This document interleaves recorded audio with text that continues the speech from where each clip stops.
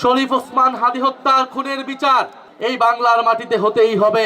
এই সকল family card কেবল হচ্ছে চোখ ধাঁধানো একটা কর্মসূচি, কেবল কোন ফ্যাসিস্টের দোসরের বক্তব্য শোনার জন্য 12ই মার্চ আমরা জাতীয় সংসদে যাচ্ছি না।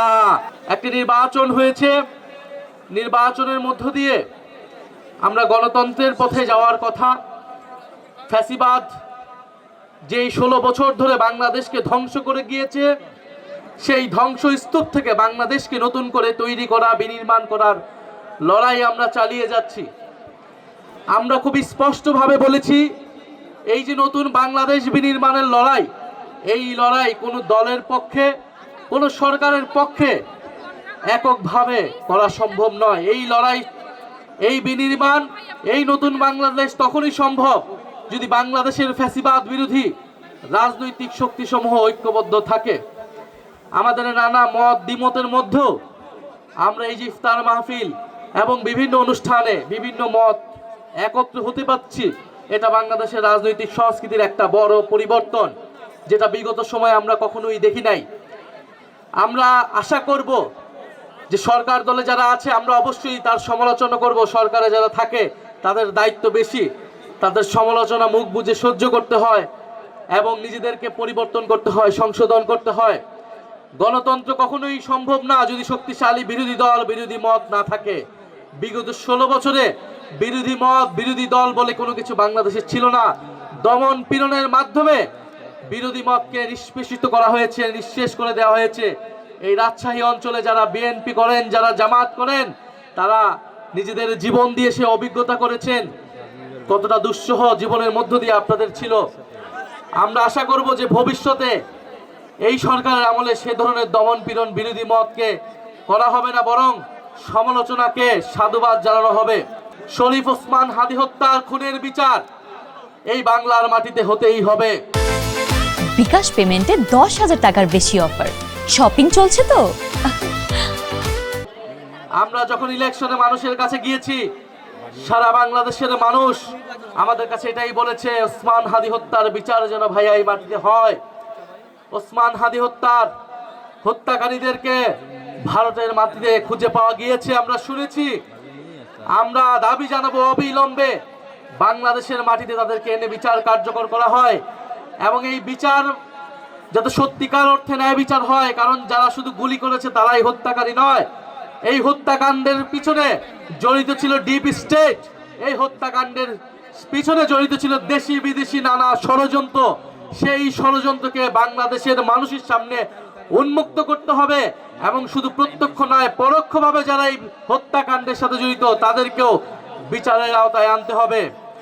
ফ্যামিলি কার্ড উদ্বোধন করা হয়েছে।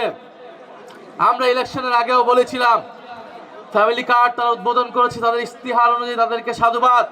কিন্তু আমরা পাশাপাশি এও বলেছিলাম, যদি দুর্নীতি বন্ধ না হয়, যদি চাঁদাবাজি বন্ধ না হয়, যদি দখলদারিত্ব বন্ধ না হয়, যদি ঋণ খেলাপিদেরকে সংসদে এবং সরকারে ঠাঁই দেওয়া হয়, এ সকল ফ্যামিলি কার্ড কেবল হচ্ছে চোখ ধাঁধানো একটা কর্মসূচি, কেবল এটা বাংলাদেশের অর্থনীতির কোনো পরিবর্তন করতে পারবে না।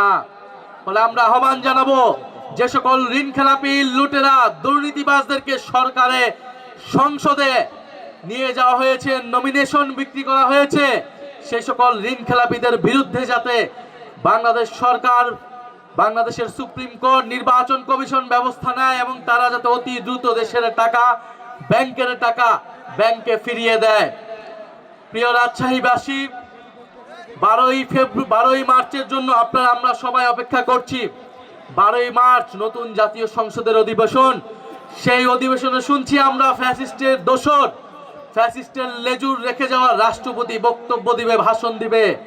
আপনাদের সামনে স্পষ্টভাবে বলে যাচ্ছি, কোন ফ্যাসিস্টের দোসরের বক্তব্য শোনার জন্য 12ই মার্চ আমরা জাতীয় সংসদে যাচ্ছি না। আমরা জাতীয় সংসদে যাচ্ছি বাংলাদেশের মানুষ এই ইলেকশনে গণভোটে হ্যাঁ এর পক্ষে ভোট দিয়েছে, সেই হ্যাঁ এর পক্ষে সংস্কারের পক্ষকে বাস্তবায়ন করার জন্য, সেই সংস্কার বাস্তবায়নের জন্য আমরা 12ই মার্চ আমরা জাতীয় সংসদে যাচ্ছি। জাতীয় সংসদে আমরা যাচ্ছি। কবে উচ্চকক্ষ হবে, কবে সংবিধান সংস্কার পরিষদ হবে, সেই হিসাব নেওয়ার জন্য, কবে সরকার দল শপথ গ্রহণ করবে সেটা শোনার জন্য, কোন ফ্যাসিবাদের দোসরদের বক্তব্য শোনার জন্য আমরা 12ই মার্চ সংসদে যাচ্ছি না। আপনারাও নজর রাখবেন।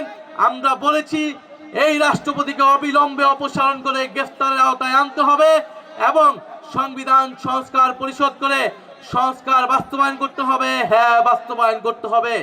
আপনারা সবাই হ্যাঁ পক্ষে ভোট দিয়েছেন না?